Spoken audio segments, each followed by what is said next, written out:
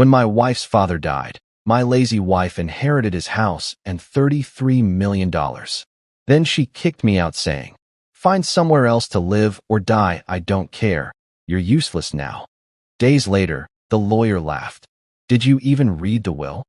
My wife went pale because the will said, "You know what they say about death bringing out the worst in people?" Well, they weren't kidding. When my father-in-law Richard Hayes kicked the bucket last month, I figured it would be one of those somber family moments where everyone comes together, shares memories, and maybe learns to appreciate what they've got. Boy, was I living in fantasy land. Richard had been sick for months, pancreatic cancer, the kind that doesn't mess around. I'd spent countless evenings at his bedside, listening to his stories about building his business empire from scratch, watching old war movies with him when Clarissa was too busy to visit. The man had grit, I'll give him that. Came from nothing and built a fortune that would make most lottery winners weep with envy. $33 million, to be exact, plus that ridiculous mansion in the hills that looked like something out of a Hollywood movie. I thought maybe, just maybe, watching her father waste away would teach my wife Clarissa something about loss. See, I'd been through this dance before when both my parents died in a car crash 5 years ago. That grief nearly destroyed me. The kind of soul-crushing pain that makes you question everything you thought you knew about life. Clarissa had been, well, let's just say supportive isn't the word I'd use. More like mildly inconvenienced by my emotional breakdown. But Richard's death? That was supposed to be different. That was supposed to be her wake-up call about mortality and family and all that heavy stuff that makes people reevaluate their priorities. Instead, it was like Christmas morning for a spoiled brat who just discovered Santa left the entire toy store under the tree. The reading of the will was a joke. Clarissa sat there in her designer black dress, probably cost more than most people's monthly rent, with this smug little smile playing at the corners of her mouth. When the lawyer announced she'd inherited everything, the mansion, the money, the whole damn empire, she didn't even try to hide her satisfaction. Just nodded like she'd been expecting it all along. Which, knowing Clarissa, she probably had been. That's when things got really ugly. Within a week, my sweet, loving wife transformed into someone I barely recognized. Gone was the woman I'd married 7 years ago, the one who used to laugh at my stupid jokes and steal French fries off my plate. In her place was this cold, calculating stranger who looked at me like I was something unpleasant she'd stepped in. The mansion became her kingdom, and I was suddenly the court jester who'd outlived his usefulness. She started making suggestions about how I should find my own path now that she was financially independent. Because apparently, inheriting millions gives you the right to treat your spouse like expired milk. Then came that evening 3 weeks ago. I'll never forget it as long as I live. I was in what used to be our bedroom, folding laundry like some kind of domestic servant, when Clarissa walked in wearing this ice-cold expression that could have frozen hell over. "We need to talk," she said, and brother, those 4 words have never meant anything good in the history of marriage. I looked up from the pile of shirts, trying to read her face. "What's on your mind, babe?" That's when she dropped the nuclear bomb that obliterated what was left of our marriage. "Find somewhere else to live, or die? I don't care. You're useless now." Just like that. No build-up, no explanation. No, it's not you. It's me bullshit. Just pure, unadulterated venom delivered with the emotional warmth of a parking meter. I stood there for what felt like an eternity, holding one of her silk blouses in my hands, trying to process what I'd just heard. "Excuse me. You heard me, Darien. You're dead weight. I don't need you anymore. I have everything I want now, and you're just in the way." The words hit me like a sledgehammer to the chest. This was the woman I'd sacrificed everything for. The woman I'd worked 60-hour weeks to support while she found herself through yoga retreats and expensive hobbies. The woman I'd given up my own dreams for, turning down job opportunities and shelving my ambitions because her needs always came first. "Clarissa, what the hell has gotten into you? We're married. We took vows." "Oh, please." She waved her hand dismissively, like she was shooing away an annoying fly. "Those vows were made when I needed you." Things change. I've changed. My circumstances have changed. You haven't. Behind her, I caught a glimpse of her brother-in-law Marcus lurking in the doorway with this satisfied smirk on his face. He'd been hanging around more and more since Richard's death, whispering poison in Clarissa's ear about how she deserved better, how she was meant for bigger things. The guy had always resented that I'd married into the family, like I was some kind of gold digger who'd tricked his way into their precious bloodline.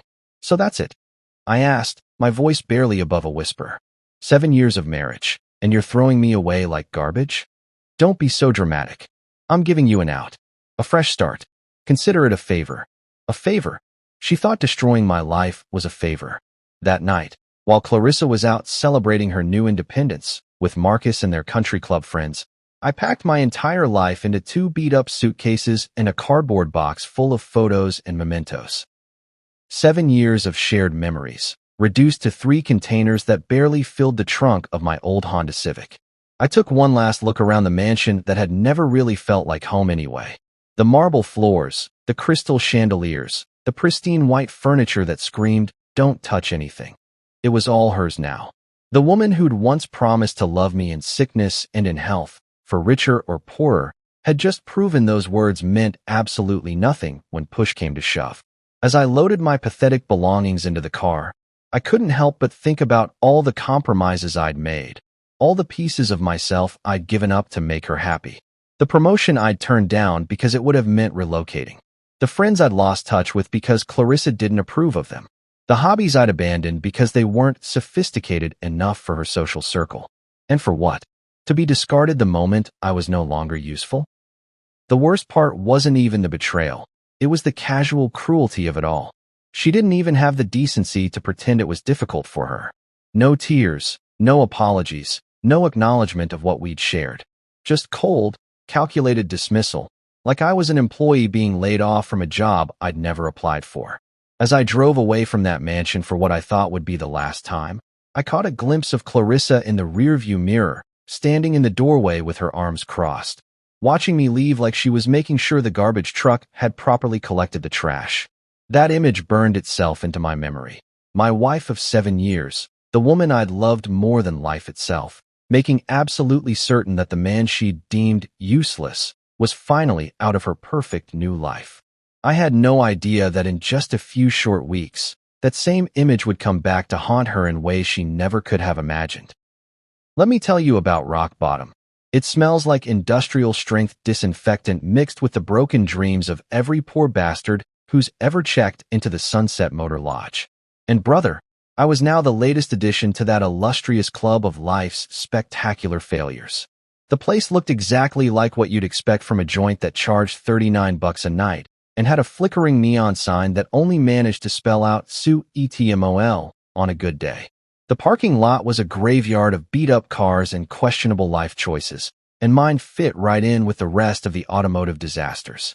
The desk clerk, a guy who looked like he'd seen more action than a war correspondent and cared about as much, barely looked up when I stumbled through the door with my 2 suitcases and box of memories.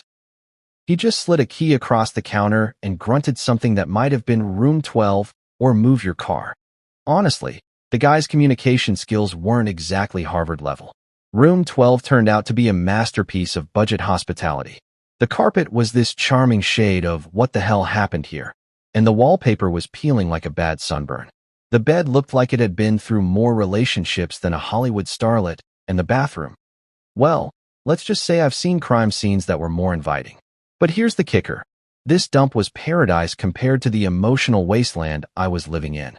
I collapsed onto that saga mattress that probably predated the Clinton administration and just lay there, staring at the water stain on the ceiling that looked suspiciously like either Jesus or maybe a really sad duck. The silence was deafening, broken only by the occasional sounds of domestic bliss from the adjoining rooms. You know, the kind of bliss that involves a lot of shouting and what sounded like someone getting acquainted with the furniture. That's when Clarissa's parting gift really started to eat at me. Before I'd packed my life into storage containers, she'd tossed me a handful of cash like I was some street performer who'd just butchered a Beatles song. "Here," she'd said, not even looking at me. "This should last you a few weeks until you figure out your next move. $300. 7 years of marriage, and I was worth $300 lousy dollars to her. I'd seen people tip more than that at fancy restaurants. But as I lay there listening to my upstairs neighbor apparently trying out for the Olympic furniture throwing team, something started gnawing at me. It wasn't just the humiliation or the betrayal, though those were doing a fine job of eating me alive from the inside. No, it was something else. Something that didn't add up. See, Richard Hayes wasn't the kind of guy who left things to chance. The man had been a perfectionist in everything.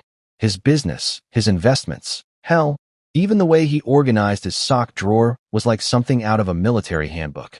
He'd planned every detail of his empire with the precision of a Swiss watchmaker, and he'd built it from the ground up through sheer determination and an almost obsessive attention to detail. So why the hell would a guy like that just dump his entire fortune on Clarissa and walk away? I'd spent enough time with Richard over the years to know how he really felt about his daughter. Don't get me wrong. He loved her, but he wasn't blind to her faults. The man had built a business empire through hard work and sacrifice, and Clarissa's biggest accomplishment was mastering the art of spending other people's money with Olympic-level skill. Richard used to joke about it, actually. That girl could burn through a fortune faster than Sherman went through Georgia. He'd say with this mix of affection and exasperation that only a parent could manage. He knew she was entitled, knew she was lazy, knew she had about as much business sense as a goldfish. So would a guy like that really just hand over everything to someone he knew would probably blow it all on designer handbags and European vacations?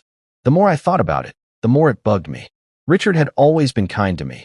Hell, more than kind. He'd treated me better than his own daughter had in the last few years. We'd bonded over old movies and war stories, and he'd actually listened when I talked about my dreams and ambitions, which was more than I could say for my own wife. There was this one conversation we'd had about 6 months before he got sick. We were sitting in his study, sharing a bottle of whiskey that probably cost more than my monthly salary, and he'd looked at me with these serious eyes and said, "Darian, you're a good man. Better than this family deserves, if I'm being honest." At the time, I just figured it was the whiskey talking. But now, lying in this Fleabag motel with nothing but time and regret for company, those words kept echoing in my head. The ceiling fan wheezed and clicked like it was on life support, and I found myself replaying every interaction I'd had with Richard in those final months. The way he'd looked at Clarissa sometimes, like he was seeing her clearly for the first time. The comments he'd made about making sure the right people were taken care of. The way he'd always insisted on talking to me privately about important matters. Had I missed something?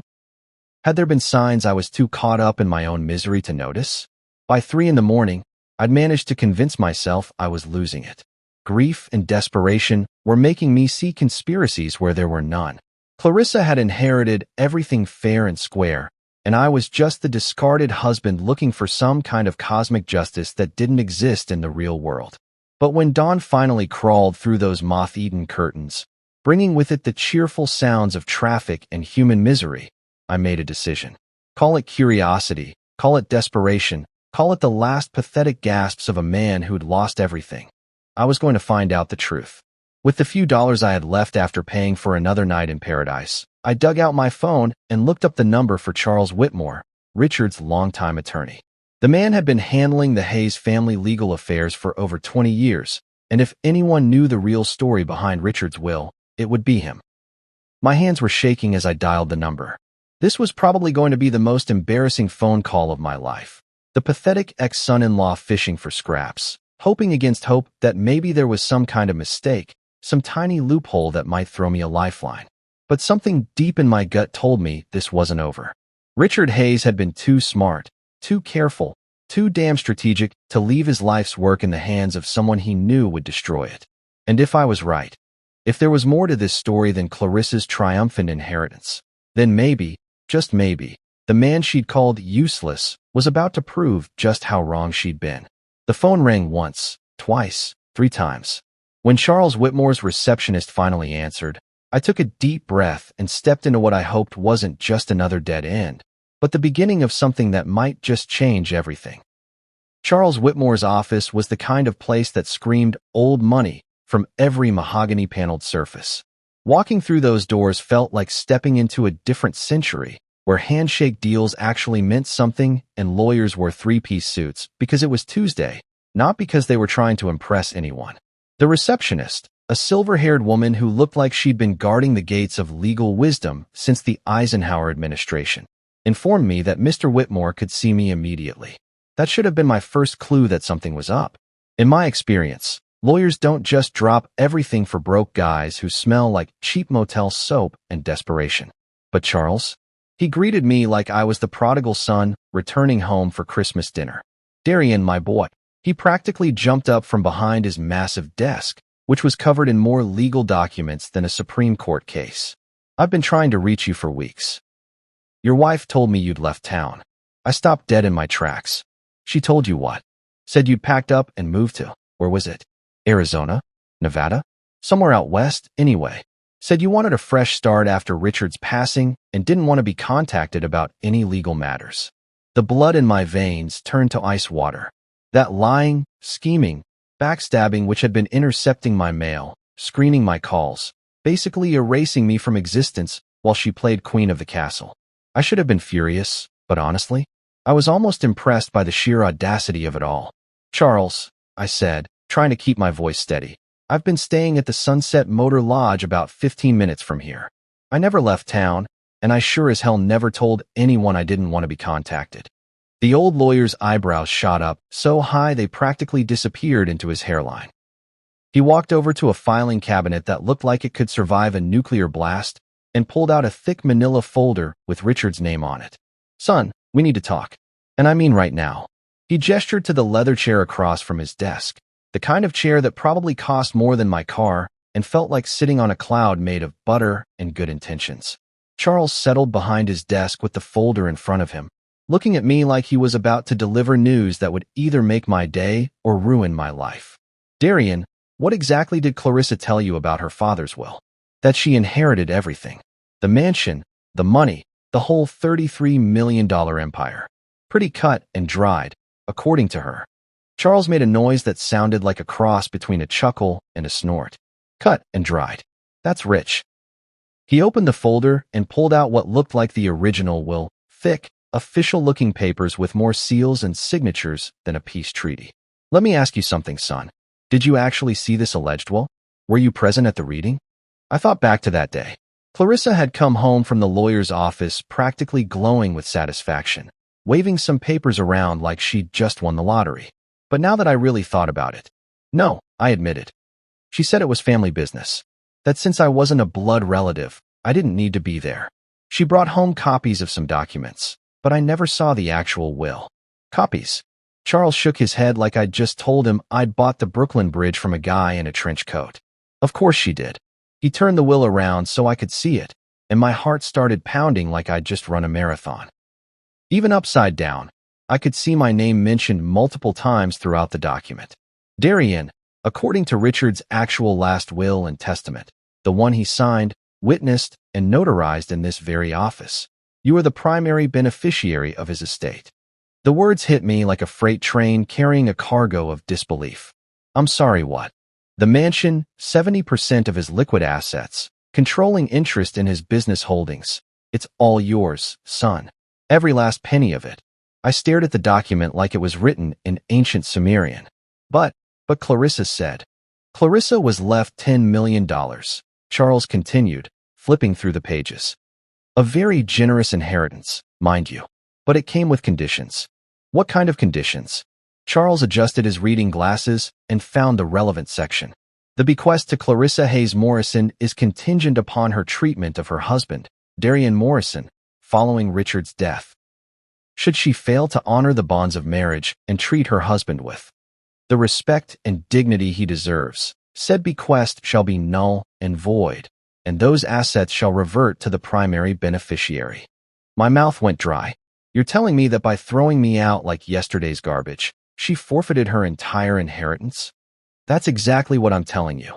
Charles leaned back in his chair with something that might have been satisfaction dancing in his eyes.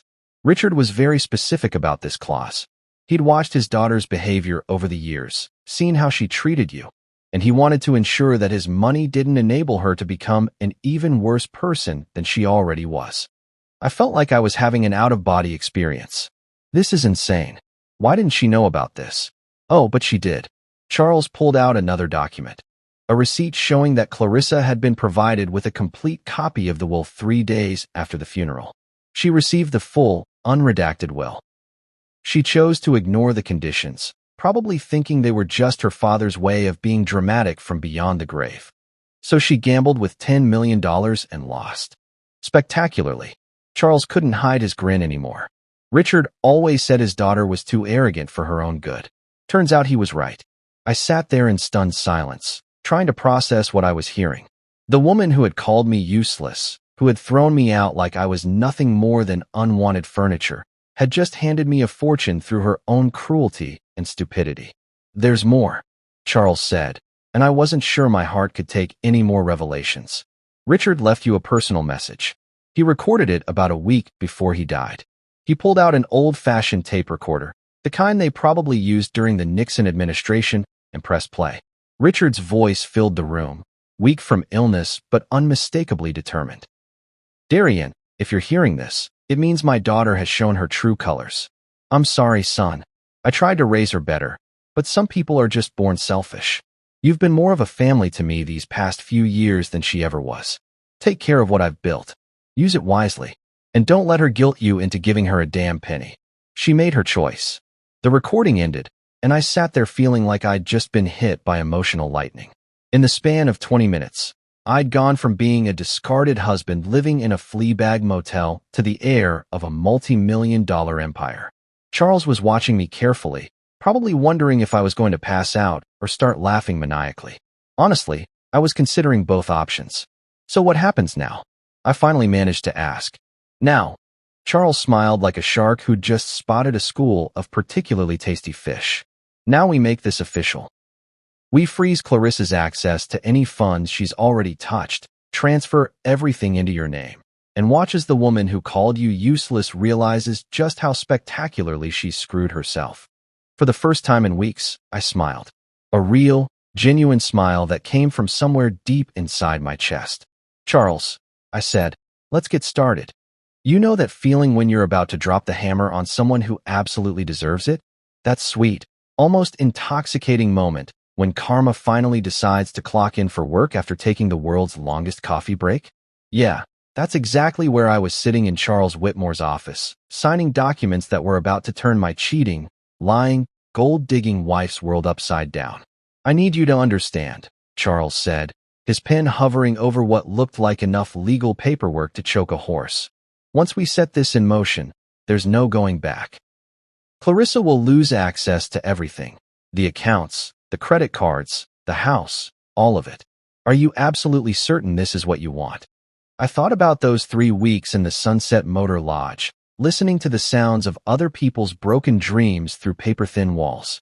I thought about Clarissa's ice-cold eyes when she told me to find somewhere else to live or die. I thought about the casual cruelty with which she'd discarded 7 years of marriage like it was a subscription she didn't want anymore. "Charles," I said, putting pen to paper, "I've never been more sure of anything in my life." The first domino fell within an hour. Charles had this network of contacts that would make the CIA jealous, and he put every one of them to work. Bank accounts were frozen faster than a Minnesota lake in January. Credit cards were canceled with the efficiency of a Swiss train schedule. The utilities at the mansion, electricity, gas, water, internet, even the fancy security system, were all transferred back into my name by close of business. But the real kicker was Rosa Delgado. Rosa was a private investigator who looked like she could bench press a Buick and had a reputation for finding dirt on people that would make a tabloid journalist weep with envy. Charles had worked with her on dozens of cases over the years, and when he called her about investigating the forged documents Clarissa had been waving around, she was practically salivating over the phone. "Honey," she told me during our brief introduction, "I've seen some grade-A scumbags in my time, but a woman who forges her dead daddy's will to screw over her husband? That's a special kind of evil. This is going to be fun." By 5 o'clock that afternoon, Rosa had already uncovered enough evidence to sink Clarissa's little fraud scheme deeper than the Titanic. Turns out my dear wife had paid some 2-bit document forger named Jimmy, the font Castellano, to create a fake while using letterhead stolen from Charles's office. The guy apparently specialized in fake IDs for college kids, but Clarissa had convinced him to branch out into high-end document fraud for the low price of $50,000. The beautiful irony? She'd paid him with money from Richard's accounts, money that, according to the real will, she never had legal access to in the first place. It was like watching someone rob a bank with a gun they'd stolen from the same bank. While Rosa was busy building a case that would make the DA's office Christmas dreams come true, I decided to take a little drive. After 3 weeks of feeling like the world's biggest loser, I figured it was time to remind myself what winning felt like. I pulled up to the mansion just as the sun was setting, casting long shadows across the perfectly manicured lawn that probably cost more to maintain than most people's annual salaries. The house looked different somehow, smaller, less intimidating. Maybe that's what happens when you realize you actually own something instead of just visiting it. The front door was locked, but Charles had given me the new keys along with a smug little smile that suggested he'd been planning this moment for weeks. I let myself in like I owned the place, which, according to a stack of legal documents, I actually did. The sound of my footsteps echoed through the marble foyer, and I couldn't help but grin. 3 weeks ago, I'd been sneaking around this place like a guest who'd overstayed his welcome. Now I was home. That's when I heard it. The unmistakable sound of Clarissa having a complete and total meltdown in the kitchen. What do you mean the card was declined? That's impossible. I have millions in that account.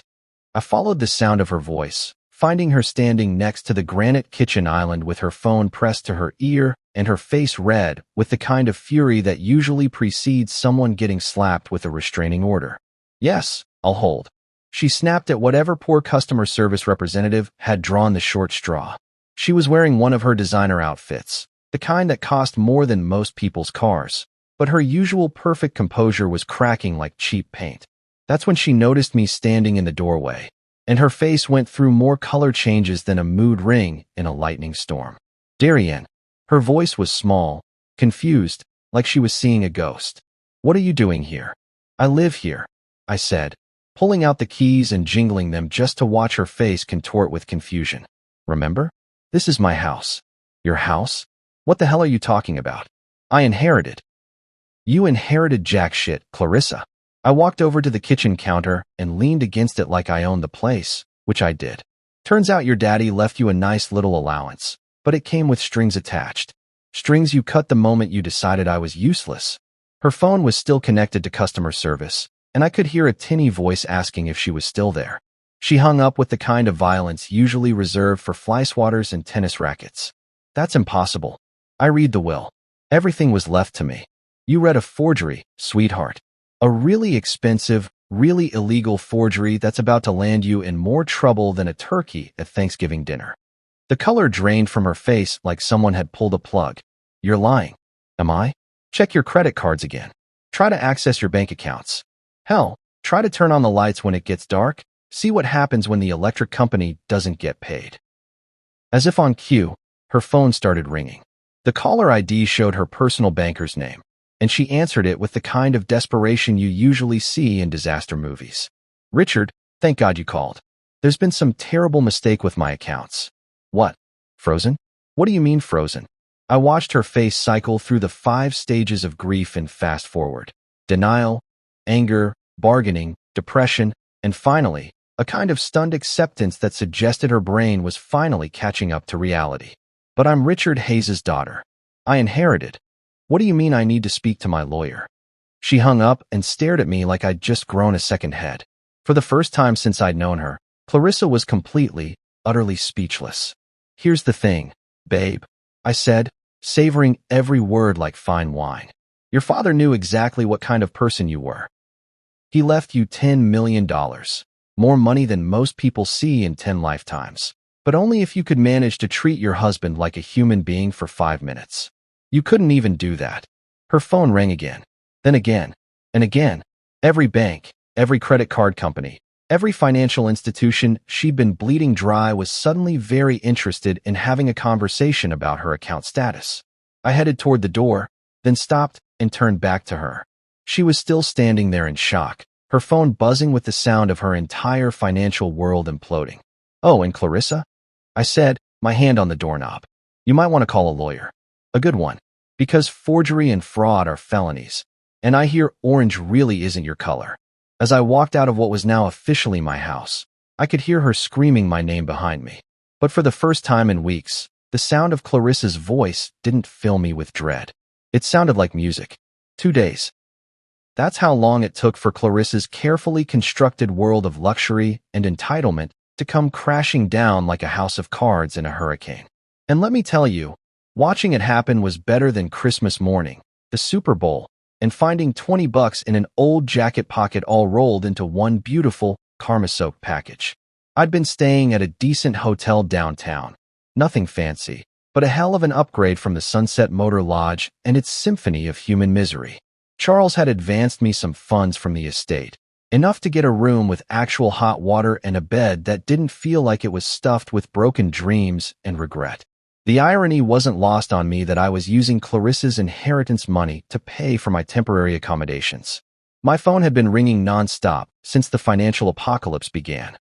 Clarissa, her mother Eleanor, her worthless brother-in-law Marcus, even some of her country club friends. They were all calling with increasingly frantic messages that ranged from confused to desperate to downright threatening. I'd listened to a few of them just for the entertainment value, but mostly I just let them pile up like snow in a blizzard. The best one was from Clarissa herself, left at 2:30 in the morning on day one. Darian, there's some kind of horrible mistake. Daddy left everything to me, not you.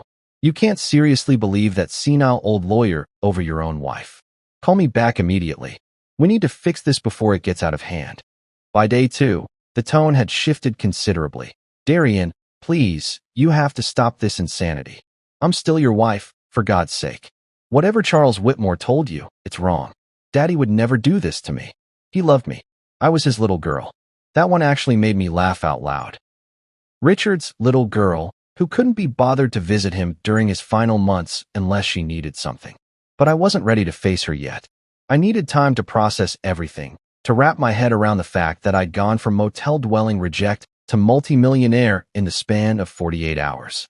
So I took a little vacation from reality, ordering room service and watching pay-per-view movies while Rosa Delgado and Charles Whitmore systematically dismantled every aspect of Clarissa's fraudulent little empire. Rosa called me with updates that were better than any soap opera. Your wife tried to withdraw cash from 3 different ATMs yesterday, she told me with obvious glee in her voice. When that didn't work, she went into the bank and made such a scene that they had to call security. Apparently, she demanded to speak to the president of the bank and accused them of conspiring against her. Please tell me someone got that on video. Honey, this is the digital age. Everything's on video. I've got enough footage to make a reality show called When Rich Girls Go Broke. Charles had been busy too, filing all the necessary paperwork to make the inheritance transfer official and working with the district attorney's office to build a fraud case against Clarissa that would make Al Capone's tax evasion charges look like a parking ticket.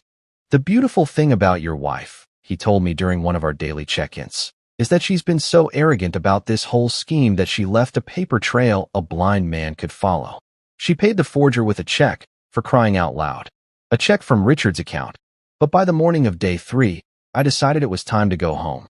Not to visit, not to negotiate, not to see if we could work things out like some kind of delusional marriage counselor might suggest. I was going home to claim what was rightfully mine and to look my lying, cheating, fraud-committing wife in the eye while I did it. The mansion looked different in the morning light, less intimidating, more like what it actually was, my house. I used my key to walk through the front door like I owned the place, which I did, and found Clarissa exactly where I expected her to be. In the living room, surrounded by empty wine bottles and tissues, looking like the aftermath of a very exclusive natural disaster. She'd clearly been crying for hours, maybe days. Her usually perfect hair looked like she'd been through a blender, her designer makeup was streaked down her face like war paint, and she was wearing the same clothes from 2 days ago, which for Clarissa was like showing up to church in a bikini. When she saw me, she practically launched herself off the couch with the kind of desperate energy you usually see in zombie movies. Darian, thank God you're here. I've been trying to reach you for days. There's been this terrible mistake, and we need to fix it right now before everything gets completely out of control. I stayed by the doorway, keeping a safe distance between myself and the woman who was quickly transforming from ice queen to hot mess. There's no mistake, Clarissa. Everything's working exactly the way it's supposed to. No, she said, shaking her head like she could will reality to change through sheer stubbornness. Daddy left everything to me. I'm his daughter, his blood. You were just married into the family. Just married into the family. I repeated, letting the words hang in the air like smoke from a house fire. Is that what I was to you? Just some outsider who happened to put a ring on your finger? That's not what I meant. But her eyes said otherwise. I meant that, legally speaking, blood relations usually get screwed over by their own greed. I finished for her. Your father knew exactly what kind of person you were, Clarissa. He gave you a choice.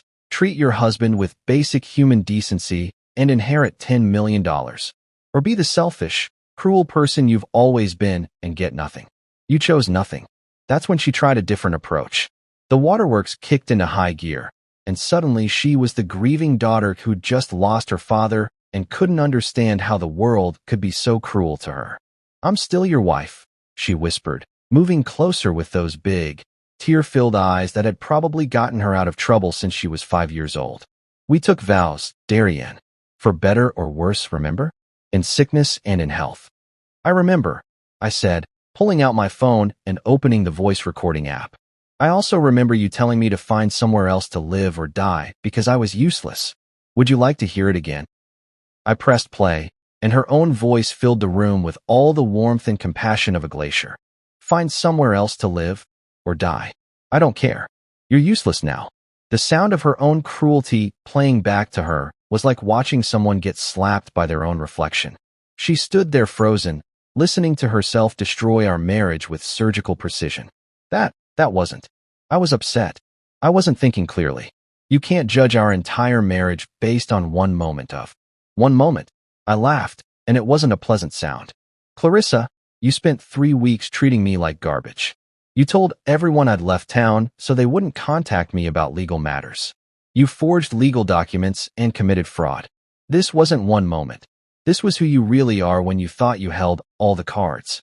That's when I pulled out the recording device Charles had given me, the one with Richard's message. I set it on the coffee table between us like I was placing evidence at a crime scene. Your father left you something else besides that inheritance you threw away, I said, pressing play. Richard's voice filled the room, weak from illness but strong in conviction. Darian, if you're hearing this, it means my daughter has shown her true colors. I'm sorry, son. I tried to raise her better, but some people are just born selfish. You've been more of a family to me these past few years than she ever was. Clarissa collapsed back onto the couch like someone had cut her strings. The sound of her father's disappointment, his clear preference for me over her, hit her harder than any legal document ever could. He can't have meant that, she whispered. He was sick. He wasn't thinking clearly. He was thinking clearly enough to set up a will that protected me from exactly what you did to me, I said. He knew you'd show your true colors the moment you thought you had power over me. And you did exactly what he expected. For the first time in our entire marriage, I was the one in control. I was the one with the power, the money, the upper hand. And Clarissa, the woman who had called me useless and thrown me away like garbage, was the one begging. It was the sweetest feeling I'd ever experienced.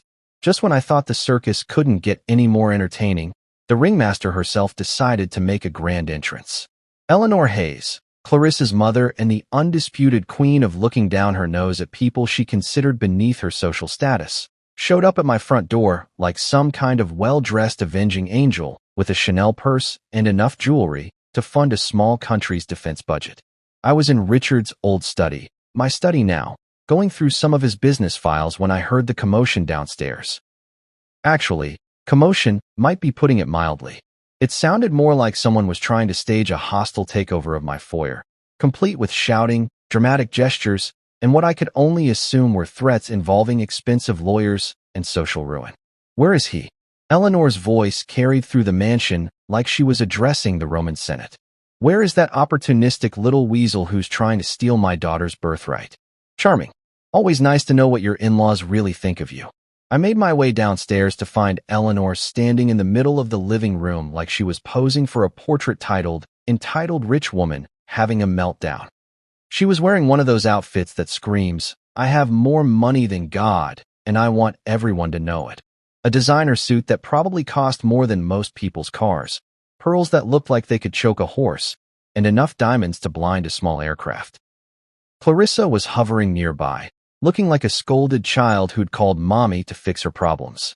Which, let's face it, was exactly what had happened. "Ah, Eleanor," I said, walking into my own living room like I belonged there, which I did. "What a pleasant surprise. To what do I owe this visit?" She turned to face me with the kind of look that could freeze hell over, her perfectly made-up face twisted into an expression of pure disdain. "You know exactly why I'm here, you little gold-digging parasite." "Parasite?" I laughed, settling into Richard's favorite armchair, my favorite armchair now. That's rich, coming from a woman whose entire family has been living off Richard's money for the past 30 years. Her face went through more color changes than a sunset, but she managed to compose herself with the kind of self-control that only comes from decades of practice at being condescending to people she considers inferior. "Let's skip the pleasantries, shall we?" She reached into her purse and pulled out a checkbook that looked like it had seen more action than a war correspondent. "I'm prepared to make you a very generous offer to resolve this misunderstanding." "Misunderstanding?" I raised an eyebrow. "Is that what we're calling fraud now? How very upper class of you." She ignored my comment and started writing out a check with the kind of flourish usually reserved for signing peace treaties. $2 million, she announced, tearing off the check and holding it up like it was the Holy Grail. "More money than you've ever seen in your pathetic little life. Take it, sign whatever papers need to be signed to return my daughter's inheritance, and disappear from our lives forever." I stared at the check, then at Eleanor, then back at the check. The woman was serious. She actually thought she could buy me off like some kind of discount hitman. $2 million, I repeated slowly, like I was savoring each word. "That's your opening offer?" Her eyes lit up with the kind of predatory satisfaction that suggested she thought she'd found my price. "I knew you'd see reason. You always struck me as a practical man, despite your humble origins." "Oh, I am practical," I said, standing up and walking over to her. "Practically insulted that you think I'm stupid enough to trade a $33 million inheritance for pocket change." The confident smile slipped from her face like makeup in a rainstorm. "Excuse me. You heard me. Your daughter forged legal documents to try to steal my inheritance. Your dead husband left me everything because he knew exactly what kind of people his family really were. And now you're trying to bribe me into giving up what's legally mine. The balls on you people are absolutely astronomical." Eleanor's composure cracked like cheap paint. She grabbed the check back and started writing furiously. $5 million, she snapped, practically throwing the new check at me. "That's more than enough to set you up for life. You could buy a nice little house somewhere far away from here and live comfortably for the rest of your miserable existence." I picked up the check, looked at it for exactly 2 seconds, then tore it in half. The sound of expensive paper ripping seemed to echo through the room like a gunshot. "Lady, you could offer me $50 million and the answer would still be no. This isn't about money. This is about justice. Your daughter treated me like garbage, threw me away like I was nothing, and tried to steal from me using forged documents. Now she gets to live with the consequences." That's when Eleanor's mask finally came off completely. The polite society matron disappeared, replaced by something that looked like it belonged in a nature documentary about apex predators. "You ungrateful little worm," she hissed, her voice dropping to the kind of whisper that usually precedes someone getting shanked in a prison yard. "You have no idea who you're dealing with. Richard may have built this empire, but the Hayes family has connections you can't even imagine. We have friends in places that could make your life very, very difficult." "Is that a threat, Eleanor?" "It's a promise." She stepped closer, and I caught a whiff of expensive perfume mixed with something that smelled suspiciously like desperation. "You think you've won because you have some legal documents?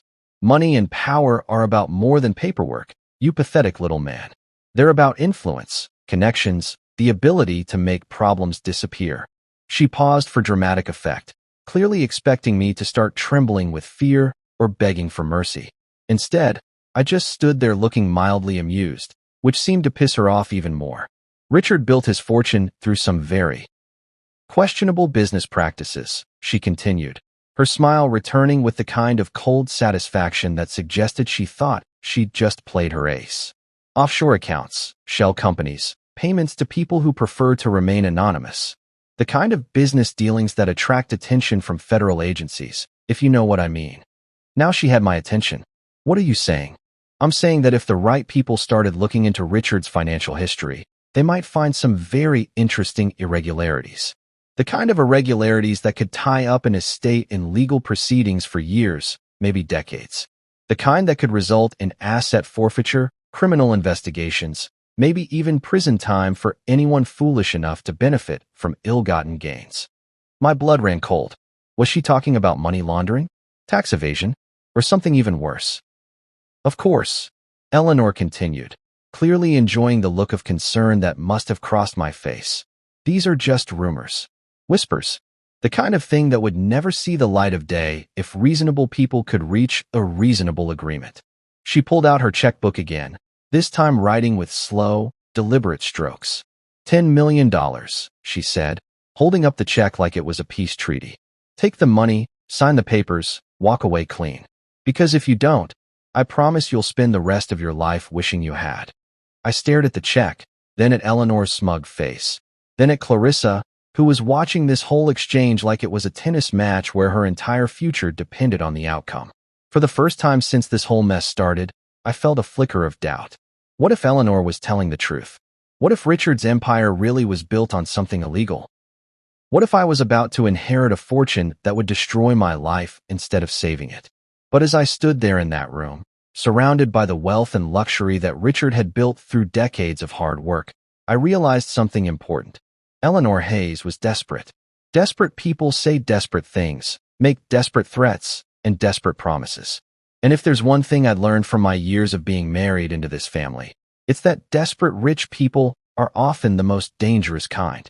Eleanor, I said finally, my voice steady despite the tornado of doubts swirling in my chest. I think it's time for you to leave my house. Her face went white with rage. Your house? This will never be your house, you pathetic. Get out, I said, walking to the front door and holding it open. Now, as she stormed past me, her pearls clicking together like angry castanets, she stopped and turned back one last time. This isn't over, she whispered. Not by a long shot. And as I watched her drive away in her ridiculously expensive car, I couldn't shake the feeling that she might be right. Eleanor's threats echoed in my head like a bad song you can't shake, the kind that plays on repeat until you want to take a sledgehammer to your radio. After she'd stormed out of my house with all the dignity of a pissed-off peacock, I found myself standing in Richard's study, my study, staring at filing cabinets full of business documents that suddenly felt less like treasure chests and more like potential Pandora's boxes. Was I sitting on a fortune built from blood money? Had the man I'd respected, the father-in-law who'd treated me better than his own daughter ever had, been running some kind of criminal enterprise under the cover of legitimate business? The possibility made my stomach churn like a washing machine full of regret and bad decisions. I called Charles first, because if anyone would know about skeletons in Richard's closet, it would be his lawyer of 20 years. Eleanor came to see me today, I told him without preamble. She made some interesting allegations about Richard's business practices, something about offshore accounts and federal agencies. There was a pause on the other end of the line, the kind of silence that usually means someone's either dead or thinking very carefully about what they're going to say next. Darian, Charles said finally, I think we need to meet. In person. And we need to bring Rosa. That didn't sound ominous at all. 2 hours later, we were gathered in Charles's office like some kind of legal war council. Rosa had brought a laptop and enough files to stock a small library, while Charles looked like a man who was about to perform surgery on his own reputation. Before we go any further, Charles began, I need you to understand something. Everything I'm about to tell you is protected by attorney-client privilege, both with Richard and now with you as his heir. But Eleanor isn't entirely wrong. My heart sank faster than the Titanic in an ice storm. So Richard was dirty? Not dirty, Rosa interjected, pulling up what looked like bank records on her laptop. More like creatively accounting for his civic responsibilities. What the hell does that mean? Charles leaned back in his chair and rubbed his temples like he was trying to massage away a decades-old headache. It means Richard was very good at finding legal ways to avoid paying taxes.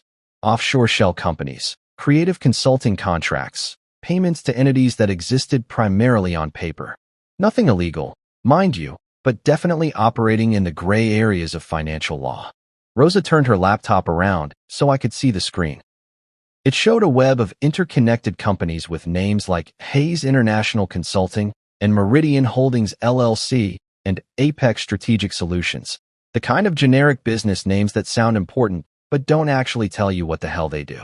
Your father-in-law was brilliant, she continued. He set up a network of companies that basically allowed him to shuffle money around like a three-card money dealer, always staying just on the right side of legal while minimizing his tax obligations to the point where the IRS probably wanted to send him a thank you card for the creative accounting lessons. I stared at the screen, trying to make sense of the financial spiderweb Richard had apparently spent decades weaving. So this is all legal? Technically? Yes, Charles said. Ethically questionable? Absolutely. The kind of thing that would attract unwanted attention from federal agencies if someone decided to make noise about it? You bet. That's when it hit me.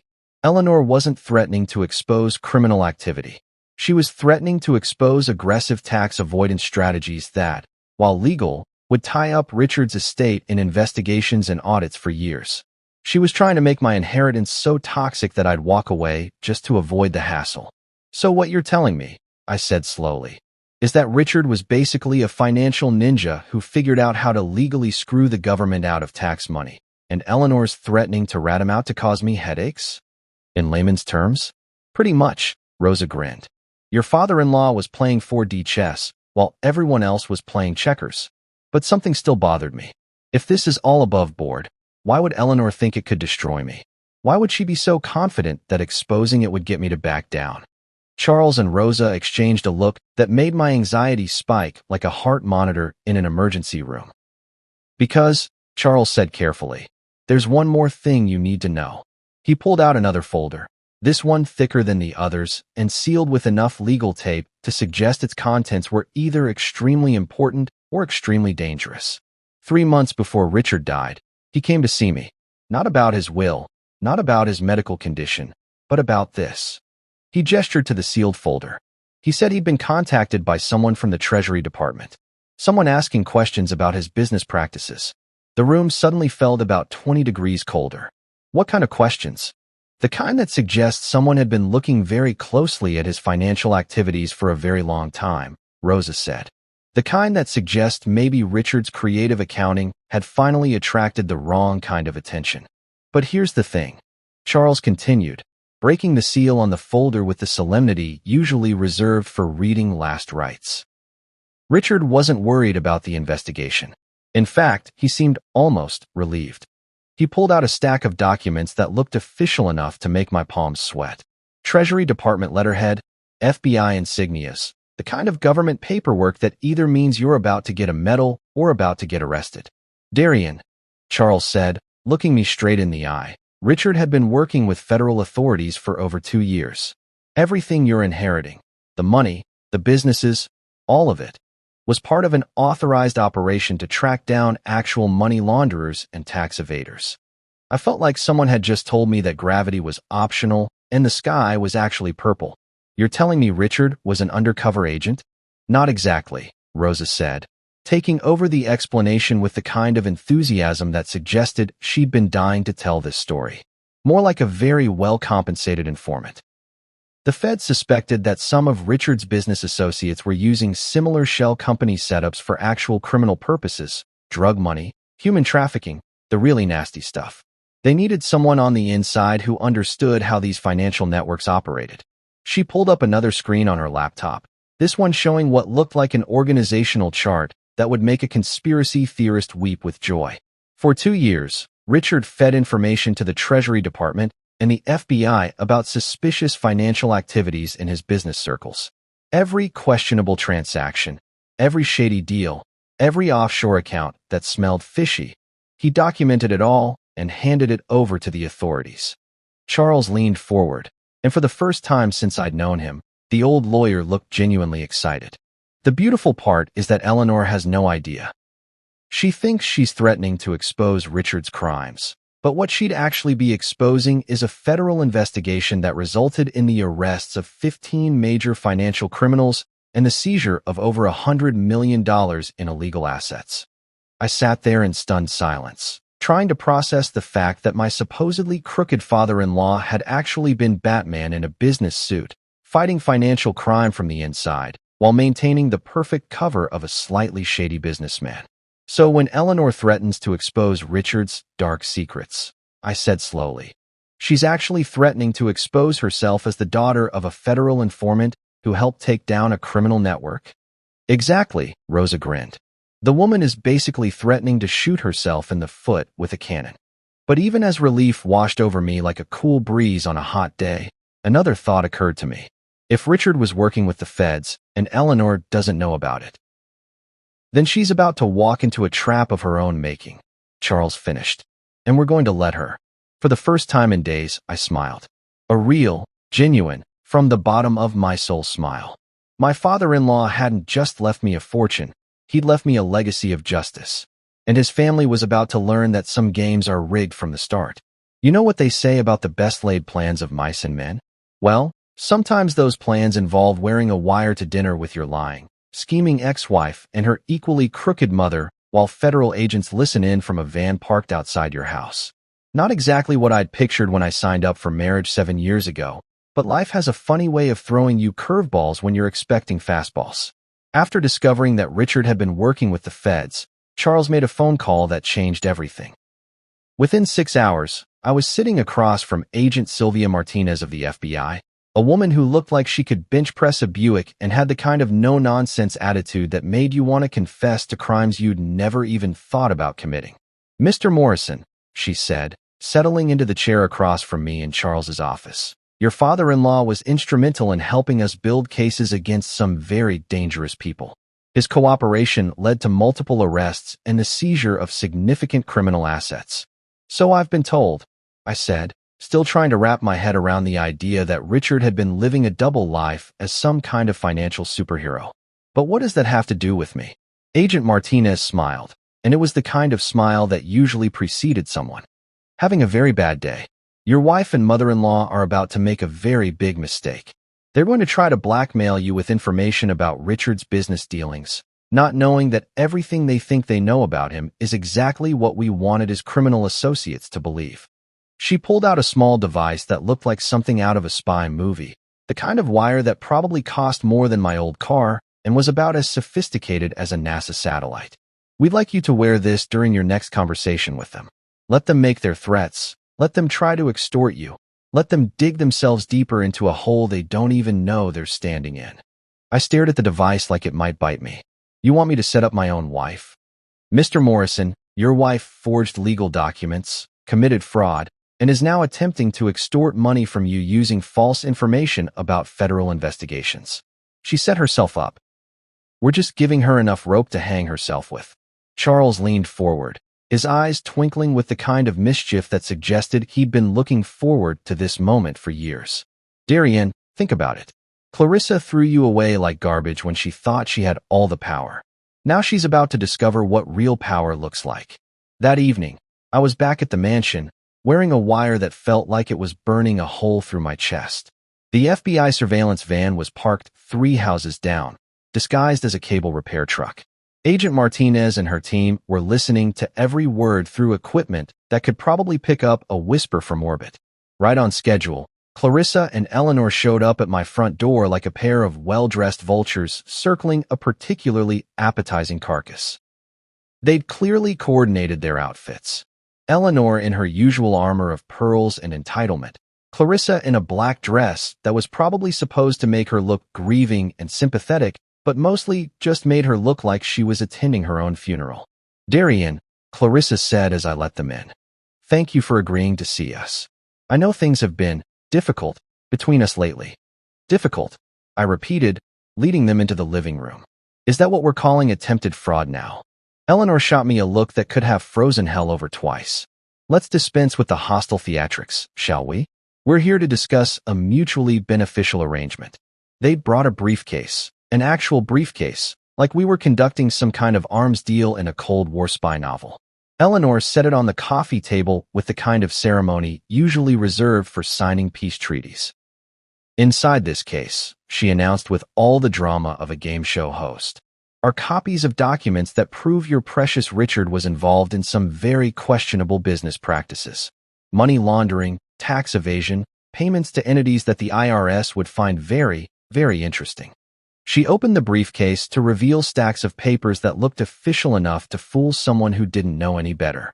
Bank statements, wire transfer records, correspondence with shell companies. It was an impressive collection of evidence that would have been devastating if it weren't exactly what the federal government had wanted Richard's associates to see. These documents, Clarissa chimed in, clearly reading from a script they'd rehearsed, could tie up Daddy's estate in federal investigations for decades. Every penny you think you've inherited could be frozen, seized, or forfeited as the proceeds of criminal activity. I played my part perfectly, letting my face show just enough concern to keep them talking. What exactly are you proposing? A simple trade, Eleanor said, pulling out a contract that looked like it had been drafted by the devil's own legal team.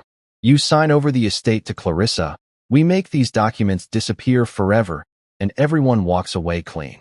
And if I refuse? Eleanor's smile was sharper than a surgeon's scalpel. Then copies of these documents find their way to the IRS, the FBI, the Treasury Department, and every financial crimes unit on the Eastern Seaboard. Your life becomes a living hell of audits, investigations, and legal fees that would bankrupt a small country. Clarissa leaned forward with the kind of fake sympathy that made my skin crawl. We don't want to hurt you, Darien.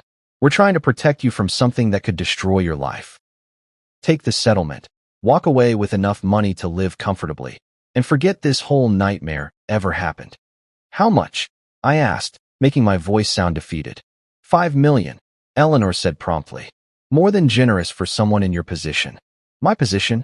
Someone who's about to inherit a criminal empire, Clarissa said, her mask slipping just enough to show the venom underneath. Someone who's too stupid to realize that he's walking into a trap that could land him in federal prison. That was the moment I knew they'd sealed their fate.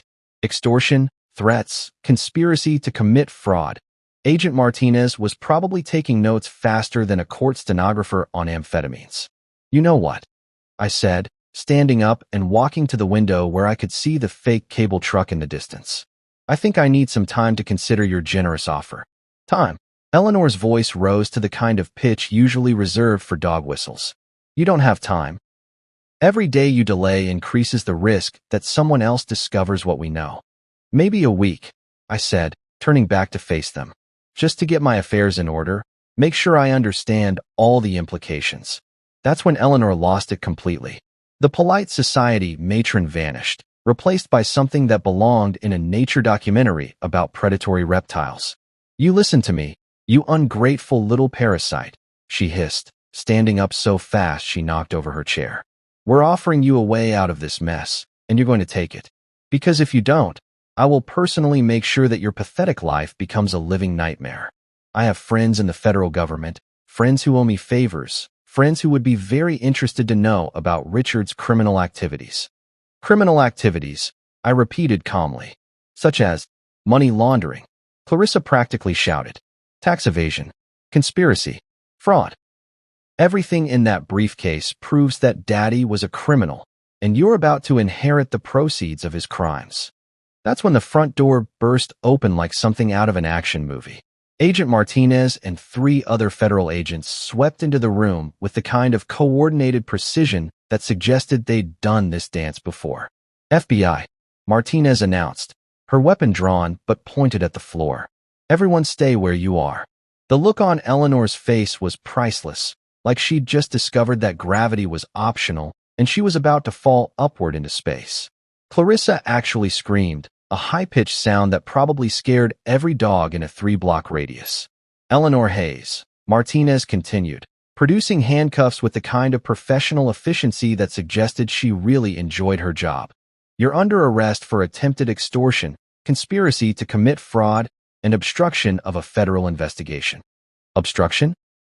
Eleanor sputtered as the cuffs clicked into place. What federal investigation?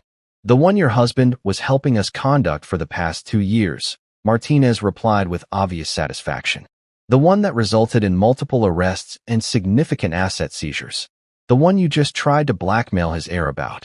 Clarissa was next, her cuffs applied while she screamed about lawyers and constitutional rights, and how this was all a terrible mistake. But as they led her toward the door, she turned back to me with a look of pure, undiluted hatred. You set us up, she spat. You betrayed your own wife. I looked her straight in the eye as Agent Martinez read her rights. Clarissa, you tried to erase me from existence. You forged legal documents, committed fraud, and then tried to extort me when that didn't work. I didn't betray you. I just let you hang yourself with your own rope. As they loaded my ex-wife and her mother into the back of federal vehicles, I couldn't help but think about that first night in the Sunset Motor Lodge when I'd thought my life was over. Turned out it was just beginning. The federal courthouse looked like something out of a legal drama. All marble columns and imposing architecture designed to make you feel simultaneously awed by the majesty of justice and terrified that you might be on the wrong side of it. I was sitting in Agent Martinez's office 3 days after the arrests, watching her flip through a file thick enough to stop a small caliber bullet while she explained exactly how deep this rabbit hole went. Your wife and mother-in-law. She began with the kind of satisfaction usually reserved for people who've just solved a particularly difficult crossword puzzle, managed to confess to multiple federal crimes in under 10 minutes. It's actually impressive in its own way, like watching someone set a world record for self-destruction. The recording of that night played on her computer, and hearing Clarissa's voice admitting to forgery and extortion felt surreal, like watching a movie where the villain accidentally confesses to everything while thinking they're being clever. But here's what they didn't know, Martinez continued, pulling out another folder that looked even more official than the last one. What nobody knew, except for me, my direct supervisor, and Richard himself. She opened the folder to reveal photographs, surveillance reports, financial records, and what looked like enough documentation to write a novel about financial crime in America. At the center of it all was Richard's face, looking exactly like the man I'd known, serious, determined, and apparently living the kind of double life that would make James Bond jealous. Darian, your father-in-law wasn't just helping us catch financial criminals. He was the key to dismantling one of the largest money laundering operations on the East Coast. I stared at the photographs showing Richard at various business meetings, restaurants, and what looked like some kind of exclusive club where people wore suits that cost more than most cars. He was undercover? Not exactly undercover. More like a cooperating witness with access. See, about 3 years ago, Richard came to us. Not the other way around. He'd figured out that some of his business associates were using shell companies similar to his own for genuinely criminal purposes. She pulled out a chart that looked like something you'd see in a crime movie. Names connected by red string, photographs of stern-looking men in expensive suits, and financial flows that resembled a spider web designed by someone with a PhD in complexity theory. Marcus Valdez, Tommy the Fish Marconi, Elena Kozlova. These people weren't just avoiding taxes like Richard. They were washing money for drug cartels, human trafficking operations, and arms dealers. We're talking about billions of dollars in criminal proceeds flowing through legitimate-looking businesses. The names meant nothing to me, but the photographs did. I recognized a few faces from Richard's social events. Men who'd seemed perfectly respectable at charity galas and country club dinners. Men who'd shaken my hand and asked about my golf game while apparently running criminal enterprises on the side. Richard could have just walked away, Martinez continued. Could have kept his mouth shut and his hands clean. Instead, he came to us and said he wanted to help bring them down. She pulled out what looked like a personal letter, handwritten on Richard's familiar stationery. He wrote this after his cancer diagnosis, about 6 months before he died. It's part of the case file now, but I think you should read it. I took the letter with hands that weren't quite steady. Richard's handwriting was still strong despite his illness, and reading his words felt like having a conversation with a ghost. Agent Martinez, I know I don't have much time left, and there are things I need to make sure you understand. I didn't cooperate with your investigation because I was afraid of going to prison, or because I wanted some kind of deal for myself. I did it because I realized that my pursuit of financial advantage had put me in the same circles as genuinely evil people, and I couldn't live with myself if I didn't try to stop them. Asterisk. I've built a fortune through legal but ethically questionable means. I won't pretend otherwise. But these people, Valdez, Marconi, the others, they profit from human suffering in ways that make my tax avoidance look like jaywalking.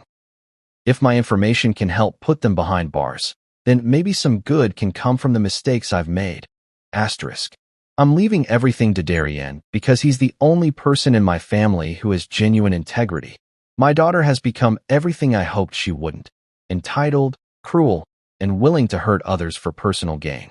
My wife Eleanor has enabled that behavior for years.